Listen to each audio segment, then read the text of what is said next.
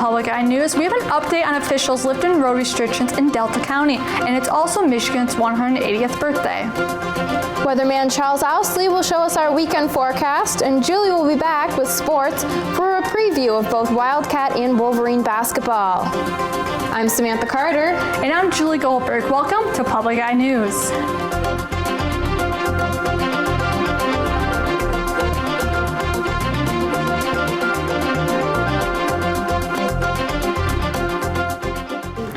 Today is a special day for the state of Michigan because it's the state's 180th birthday. Governor Rick Snyder, Secretary of State Ruth Johnson, Attorney General Bill Schuette, and other top elected state officials are holding a ceremony in the Capitol building in Lansing. Officials are calling the event the Turnaround Celebration because 180 represents the number of degrees needed to turn something around. And the Semco Energy Gas Company took the first step toward regulatory approval for a $135 million pipeline project throughout the UP. 34,000 of Semco's customers in the UP are served through one natural gas pipeline. This will get customers at risk if there is ever an outage. The company wants to build a 42-mile natural gas pipeline to ensure reliable service and increase the natural gas capacity available in the UP. The Marquette Connector Pipeline would connect the Great Lakes Gas Commission Pipeline, which runs through the southern UP, to the Northern Natural Gas Pipeline, and that runs through the northwestern UP. And the Marquette Police Department arrested 29-year-old Milena Ray Monya, grand singer, yesterday. The Republic woman was lodged at the Marquette County Jail on charges of uttering and publishing checks. Her bond was set at $3,000. Uttering and publishing is a felony and punishable by up to 14 years in prison. And on Tuesday, January 24th, Delta County placed temporary weight and speed restrictions on their roads. The county has now stated that these restrictions will be lifted on this Saturday, January 28th. The county is expecting to see an early spring this year, so the weight restriction signs will remain up on the roads even while the restrictions are lifted. Leaving the signs up will save the Road Commission time and money once the restrictions are back in place. Ford Motor Company posted its first quarterly net loss in 7 years. The automaker points the blame to a pension accounting change and a $3 billion non-cash adjustment of its pension obligations. The automaker reported a fourth quarter net loss of $783 million compared with a $1.9 billion profit a year ago. For the full year, the company still posted its second best pre-tax profit ever at $10.4 billion and net income of $4.6 million. Ford says it lost 20 cents per share for the quarter, but excluding special items, it made a 30-cent profit. And police are investigating the death of a father who was executed in front of his son's school on Wednesday. Officials say that the shooting happened at about 7:50 a.m. outside Mark Twain Elementary in southwest Detroit, just after the child was dropped off at school. The boy did not witness the shooting, which happened after the child left the vehicle and went into the building. The suspect was sitting in the back of the victim's car when he shot him in the back of the head, got out of the car, and then fled the scene. Police say the suspect is in his 20s, is black and 5'7" tall, and no names have been released. And stay tuned because after the break, we have national and international news. August Wilson helps us remember who we are. He's literally changed the face of American theater. 10 plays chronicling the Black experience. He wrote the frustration and the glory of being black. White folks don't understand about the blues. He wrote about the human condition. Holding the spirit of ancestry. To revel in it, to love it. Celebrate the life and work of playwright August Wilson. I just had a fascination with the words. On American Masters. Watch Friday afternoon at 2. Welcome back. Leaders and spokespeople from the Standing Rock Sioux are urging President Donald Trump to reconsider his push for completion of the Dakota Access Pipeline. President Trump signed an executive action Tuesday ordering the Army Corps of Engineers to reconsider their decision to stop construction temporarily of the $3.8 billion pipeline. The Army Corps of Engineers was halting the construction of the pipeline to study the environmental impacts the pipeline could pose to surrounding water sources. The residents of the Standing Rock Sioux tribe receive their drinking water from Lake Oahe and worry about a pipeline spill. And in other President Trump news, Mexican President Enrique Peña Nieto canceled an upcoming meeting with President Trump after Mr. Trump's continued insistence that Mexico pay for a border wall. Earlier today, the commander-in-chief took to Twitter, criticizing Chelsea Manning and doubling down on his promise Mexico will pay for his border wall as the president prepares to sign orders restricting the flow of refugees into the U.S. Michelle Mascaluso reports from Washington. President Donald Trump boarded Air Force One for the first time as president to address Senate and House Republicans in Philadelphia at their annual retreat. Today, Mr. Trump is expected to order federal agencies to stop the flow of refugees into the United States until stricter screening measures are available. In President Trump's first interview on ABC News, he defended the process known as extreme vetting, his core campaign promise. The world is a mess. The world is as angry as it gets. Well, you think this is going to cause a little more anger? The world is an angry place. Early this morning, Mr. Trump called Chelsea Manning an ungrateful traitor for now calling President Obama a weak leader. It was an apparent response to a column published in The Guardian in which the former U.S. military intelligence analyst said Mr. Obama's biggest shortcoming was his tendency to compromise, creating the appearance of weakness. He also lobbed a Twitter attack on Mexico, threatening to cancel his upcoming meeting with Mexico President Enrique Peña Nieto. Mr. Trump tweeted, "The U.S. has a $60 billion trade deficit with Mexico. It has been a one-sided deal from the beginning of NAFTA, with massive numbers of jobs and companies lost. If Mexico is unwilling to pay for the badly needed wall, then it would be better to cancel the upcoming meeting." Mexico no pagará ningún muro. Late last night, Mexican President Peña Nieto repeated the country's stance that it will not pay for the wall. Michelle Macaluso for CBS News, the White House. Scientists have grown human cells inside pig embryos, a very early step toward the goal of growing livers and other human organs in animals to transplant into people.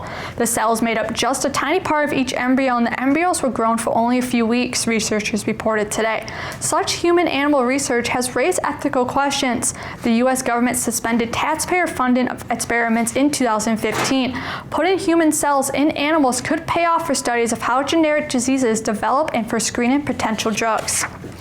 And a member of Congress is defending her decision to meet with Syria's president during an unannounced trip to the Middle East, confirming the meeting in an interview yesterday.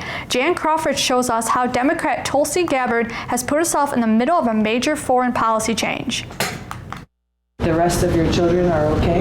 That's U.S. Congresswoman Tulsi Gabbard on the ground in Syria as the country's civil war stretches into its 6th year.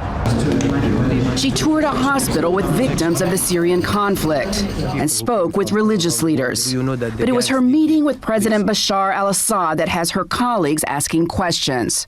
Whatever you think about President Assad, the fact is that he is the president of Syria. On Wednesday, Gabbard defended her meeting with the Syrian president. When the opportunity arose to meet with him, I did so because I felt it's important. If there is a possibility that we could achieve peace, and that's exactly what we talked about. I'm introducing the Stop Arming Terrorists Act today. Gabbard, an Iraq War veteran and a Democrat, has consistently criticized the Obama administration's strategy in Syria of arming rebel forces. That so long as Assad is there, we cannot achieve that kind of stability inside of Syria. Republican Congressman Adam Kinzinger spoke out against her trip on Facebook.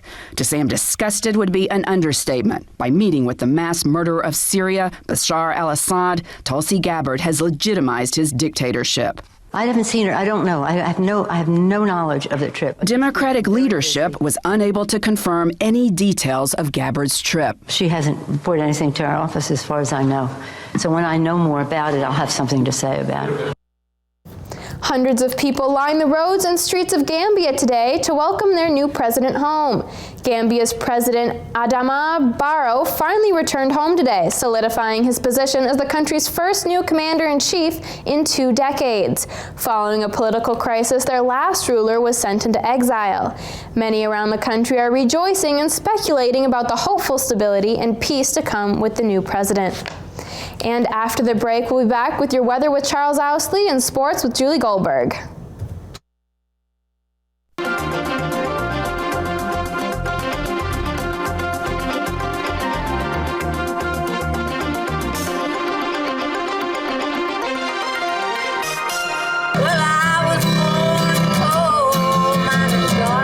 charmed when Loretta Lynn, the queen of country, shares her music and memories. I looked at the songbook and thought, well, heck, this is easy. So I threw the songbook down and wrote my own songs. She made it okay for women to go, yeah. I just sang. Look for Loretta Lynn on American Masters. Friday at 10 after Brad Paisley on Public TV 13. And welcome back. Looking across campus, sun was trying to peek out earlier, but it's starting to look a little gloomy again.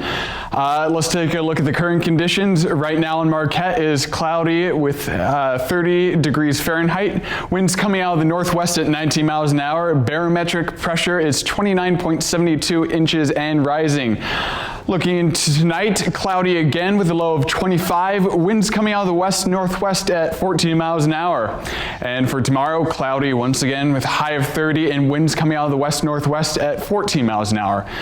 Taking a look across the UP, cloudy across the board. Over in Sault Ste. Marie, 33 degrees. Over in Manistee, 33 as well. In Escanaba, 34 degrees. And down in Menominee, 36. Taking a look on the other side, over in Iron Mountain, 33 degrees. 29 in Ironwood. Up in Houghton, 30 degrees. And back here in Marquette, 30 degrees as well. Let's take a look at the rest of the week. On Friday, we're going to have a high of 30 degrees with a low of 24 and cloudy. On Saturday, high of 25 with a low of 17, possible snow showers. And on Sunday, high of 20 with a low of 10 and snow showers once again. So, Julie, looking pretty gloomy across the board, but I hear that's not the case in the sports world. Yeah, let me tell you about the basketball games that are happening tonight. The Northern Michigan basketball teams continue their homestand tonight against the Ferris State Bulldogs. The women are 13-6 this season, while the Ferris State women are 4-13. Bree Gasparovich has led the Wildcats with 11.9 points per game, while Darby Youngstrom has averaged 11.4 points per game. At the Barry Event Center this season, the women have a 7-1 record. The men, on the other hand, are 6-10 this season and have won 3 of the last 4 games, while the Ferris State men are 15-3 and first in the GLIAC Conference standings. Naba Eccles leads Northern Michigan with 16.9 points per game and 4.3 assists per game. The games are at 6 p.m. at 8 p.m. tonight at the Barry Event Center. And continuing with some basketball, Michigan will be facing the Indiana Hoosiers tonight. Michigan is 13-7 this season and 3-4 in the Big Ten Conference, while Indiana is 14-6 with a 4-3 Big Ten Conference record. Michigan has won 2 of the last 3 conference games. Zach Irvin has been leading Michigan this season, averaging 14.5 points per game and 3.5 assists per game. Leading Indiana this season is James Blackman Jr., who is averaging 18.3 points per game this season. The game is at 9 p.m. tonight from the Chrysler Arena in Ann Arbor and will be on ESPN2. And now to Australia, where the sisters Serena and Venus Williams will face off in Australian Open final. This is the 9th time in Grand Slam history that the sisters will meet. Venus beat Coco Vendée-Régé in the semifinals to punch her ticket to the finals. And Serena beat Mariana Lucy Baroni in the semifinals in just under 50 minutes to advance to the finals. Venus has won 7 Grand Slam titles, while Serena has won 22. The finals will be on Saturday at 8:30 a.m. So Sam, let's go from Australia. I heard you have a story about something happening in San Diego. Yes, I do. Exciting stuff. The Bronx Zoo is offering people a once-in-a-lifetime opportunity to name its Madagascar hissing cockroaches in honor of their loved ones on Valentine's Day. For only $10, recipients can receive an email saying one of the insects from the world's largest roach species has been named for them. With a higher donation, the receiver can also receive a plush replica of your namesake insect. The zoo started offering the Name a Roach program in 2011 as a way to fundraise for the facility. And that's all the time we have for you here today at Public Eye News. Tune in again tomorrow.